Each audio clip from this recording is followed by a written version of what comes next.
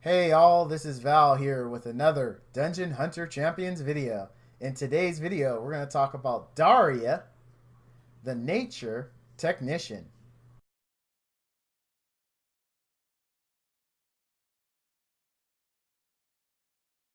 Alright, so I got this on last week's stream. I actually got two of her. I was super excited. I was hoping for the fire one, but this works out. This works out. She looks like she's going to do really well in Arena and in both PvE.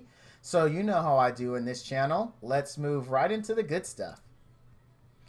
So her first auto attack skill, Electro Shock, launches a small ball of electricity at an enemy. From a distance, Kit 10 also fires a missile at nearby enemy. If that enemy is in range of this skill, Kit 10 prefers to attack the same target. Passive, enemies near Kit 10 take 10% more damage from any source. Bonus damage based on accuracy. So really, we're not seeing a theme here. I mean, you could use Rapid, but why? I mean, because every time she does something, Kit 10 is going to do something, right? The nice part is if Kit 10 is by the enemy, they're going to take 10% increased damage, which is super nice. Now, the bonus damage based on accuracy, guys, the scaling for anything that says bonus damage is terrible. Avoid it like the plague. Don't get it for the bonus damage. Get it because you're trying to get to a goal. In this case, because she has two debuffs I'd really like to land, getting 100% accuracy would be really good, although I didn't get it with her, unfortunately.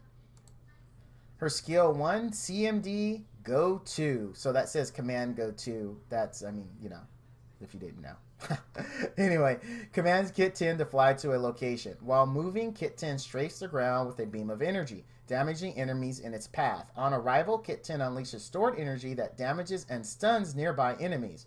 Bonus damage based on accuracy. So basically, you point him to go somewhere. As he travels there, he actually does damage. Once he gets to the location, he does AoE damage, and that can stun the enemy, which is very helpful in PvP. So you have her sit outside the group, you have Kit 10 rush in. When he gets there, hopefully he stuns everyone. That helps if you miss like a stun, your opening stun with Diva, if you use Diva, or in my case, Zinnia. You would need to switch back and forth between whoever you're controlling, so your Diva and your Daria, though, to make that work. And you'd have to do it quickly because remember, the AI will not hold stuff. As soon as it's available, they'll use it. Command Electric Beam discharges a bolt of electricity forward. Wherever Kit 10 is, the command will cause it to discharge a second beam of electricity towards a nearby enemy. Each beam damages enemies in line, ignores 100% of the enemy defense. Look at that again. 100% of the enemies say hello to a very high damaging ability. Who gives two poops if it has bonus damage based on accuracy? Yeah, the more the merrier, but read that one more time. Ignores 100% of enemy defense. You want to use this ability often. Often. Adept. End of story. Adept. I know it's tempting. So tempting to go Mortal Keen, but Adept. Adept, and then adept. Yes, just yes. You want to read it. Just read it. What's that say? Ignores 100% of any. That's that. This is the one you want to max skill. You want this boy to be max skilled. This is good. It's good. 12-second cooldown. Yes, yes, yes, and yes. All right. Her third active skill, Command Laser Storm, commands the Kit 10 to launch a barrage of lasers in all directions. Laser damages enemies and inflicts mortal wounds. Each enemy can be damaged by up to 5 lasers.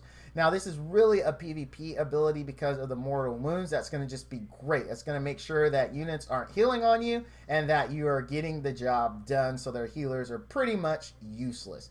Again, bonus damage based on accuracy. Adept will also help here as well. Her synergy trait is increases resistance of allied champions by 41%. If you don't run immunity in your AO, it could help you to switch to this trait if you already have enough damage and buffs. It could be really useful for you there. So that way you don't get stunned and have all the other shenanigans. that the AD likes to do to you. Now let's take a look at her gear. As you can see, I went Adept Warding because this was the best set that I had. I went Attack, Crit Rate, Attack because I just had terrible luck on Crit Rate substats. If I'm going too fast, go ahead and pause the video and take a look for a better view of the stats. Lastly, let's take a look at her info. I've got 22k HP, 679 defense, 84% crit rate, 65% resistance, 63% accuracy, only 61% crit damage, and only about 1200 attack. This is just not ideal. It's not ideal, but you guys know what's the song? You guys know the song. I have gear issues. I have not, and I didn't farm mostly all of last week. It was just terrible. Terrible gear issues, but I did the best with what I had. 100% for sure. No doubt. But with all that being said, we are going to take her in SW10 and ED10. I want to see how she does. That skill too is just it's delicious. It's soft and chocolatey on the outside. So let's take a look. So now there was a comment made on, hey Val, think more about your teams. And guys, the reason why you see me bring in these easy to build teams, right, that don't have too many nat 4s or nat 5s, but still have some synergy with each other, is I want to try to keep it as free to play friendly as possible. Free to play players may not have the large selection of units I have, and they just may have the basics. So in order to showcase them a team that could work for them is my highest priority. That's why a lot of times I'll use Diva instead of Yuko, because Diva is fusible. So it's very easy for them to get, which is what we're going to do here. So again, we're going to make a very free-to-play friendly team. You know, this is assuming you've pulled the Daria, the nature tech, and she's like the best that you have. So if you look at all this other stuff, easily got. Easily got. Wonga you can get from watching videos. If you don't, you can actually get Mojo. He does work just fine in SW10 now. In the future, Mojo may not work in SW10. We're going to find out. But as of this video, Mojo will work. Diva's farmable. Rona is a 3-star. And Monis is a 3-star. So you can get everything except for the tech very easily. And that's why I went with this team. And this team does make sense because you've got strip, you've got buff and defense, you've got your cooldown, and you got your heals. So this team does have synergy. There is thought going into that. But the thought is not based on what is going to make her absolutely look the best. The thought is based on, hey, people may not have the right units to make her shine. So of the easy to get units that does have good synergy with her, what can we run? And so that's why we do it. You can actually replace Diva here with Xenia, and if you're going to do that, you can take out Rona and put in Rota. So that way, that's a very easy team to build. I just use Diva because she is a unit you should build. Even as a noob, once you've got your core team up, Diva should be a focus because she's a very good unit. Some people disagree. They think you should build the light AA first, and again, that's a choice of preference. For me, I think Diva is the better choice, and then light AA, and then Vampire. But with that explanation aside, let's get into some fights. All right, we're going to target her. Let's see how she does. We're just going to let her auto attack because no one sits here and actually does like manual for SW10. I mean, come on. It's SW10. It's auto all the way. Now remember, she's going to take increased damage, and I'm not even sure if we'll be able to complete this with her. We're going to try. If we can, that's going to be really good for all my free-to-play viewers, though. It really is. She's taking quite a bit of damage, and remember, she is on the squishy side. But Diva, hopefully, has got her, and Monis has minor heals. So don't expect, like, crazy damage in here. I'm just doing this because I like SW10. I like testing units in here, even if they are weak to that element. So far, so good. We're doing good. People are living. Rona stripping, because that's what Rona does. I don't think she's going to outdamage Rona. I don't think she is. She could. It's possible. It's possible.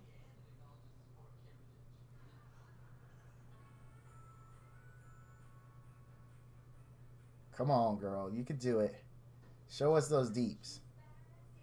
Okay, here comes, whatchamacallit. Oh! Ooh! Woo, that spit though. That's all right. That's all right. We still cleared it. So it's doable, even when it goes bad. You notice no one was really in danger of dying other than her, due to her being at an elemental disadvantage, which we all knew. I'm just a crazy guy. Let's look at it. Let's see. Oh.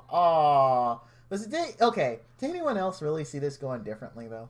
I didn't. I just wanted to do it. I just really wanted to do it. Like, I'm amazed she was able to land the debuffs. I am. Like, I'm super amazed. Not very impressive. Let's go to ED10. Oh, yeah, look. I mean, she's already hitting way better in here. But, like, who's surprised? I'm not surprised. I mean, she has elemental advantage here, so duh, that she's going to actually hit harder, right? Oh, man, look at that. She is definitely putting in work. She is putting in work. 23 seconds, okay. Not bad, not bad. Let's keep it going. It could be faster, could be faster. Nice. Why is she just standing there? Ah, she's commanding Kit 10. Okay, so that's why you see her standing around. She's actually commanding Kit 10. So while she's commanding Kit 10, she doesn't do anything. You guys notice that? So that's an issue. That's an issue. That could slow down runs. Let's just be honest. As much as I'm having fun with this unit, I mean, it could be a gotcha. I mean, that's going to slow down your runs because she's not attacking or doing anything. She's pulling up her computer to say, hey, Kit 10, you know, go do some awesome stuff, which is okay. But we need the damage. We're definitely not going to pre-flight. That's a given. She hits decently. She hits decently.